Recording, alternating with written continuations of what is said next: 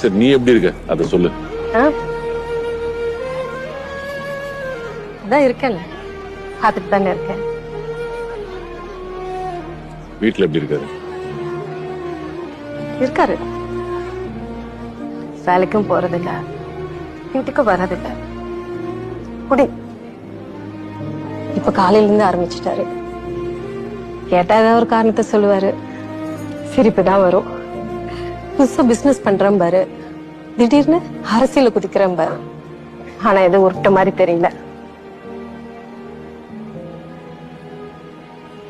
பேசாம அவனே கல்யாணம் பண்ணிருக்க.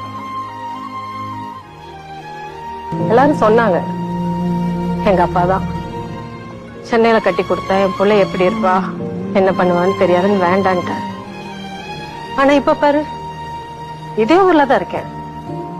எல்லாரு கண்ணு முன்னாடி யாரு கண்ணுக்கு நான் தெரியல.